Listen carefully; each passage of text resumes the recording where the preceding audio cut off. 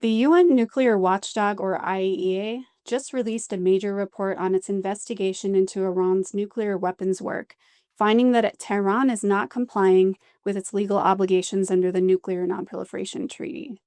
The United States and its European allies now face a short timeline to restore UN sanctions against Iran's nuclear, missile, and military activities that are set to expire this fall. Leading to this IA report, Iran has not been cooperating with this nearly 8-year investigation into new information about its efforts to produce nuclear weapons. What the IA was able to find from its investigation, open source information, and evidence provided by member states is disturbing, to say the least. The IA conclusively determined that Tehran carried out nuclear weapons-related work at 3 sites and hid nuclear material and equipment related to this work at a 4th site.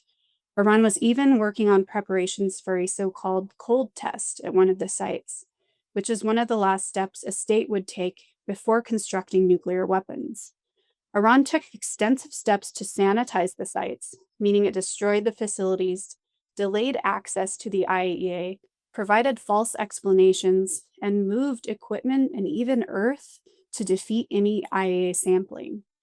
Meanwhile, the IAEA also reported that Iran has enough enriched uranium to fuel up to 21 nuclear weapons, and experts believe Iran could build a basic nuclear weapon known as a crude device within 6 months. So we're at a very critical decision point. The United States and its European allies, including the UK, France, and Germany, are preparing to censure Iran at the IAEA's Board of Governors meeting that begins on June 9th.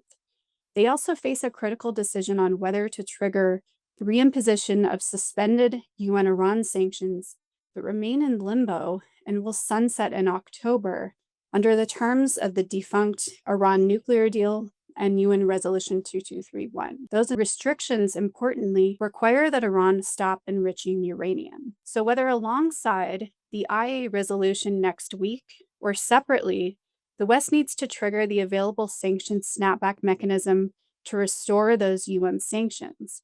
And they have a short timeline. Russia takes over the Security Council's presidency in October and can prevent the snapback of sanctions, so the parties need to act by September 1st. Within 30 days of bringing the matter to the Council, a vote must happen. And if just one member, the US, the UK, or France, vote no to continue the lifting of sanctions, the UN-Iran sanctions will snap back into place, and Iran will not escape accountability for its decades of non-proliferation violations and other malign activities.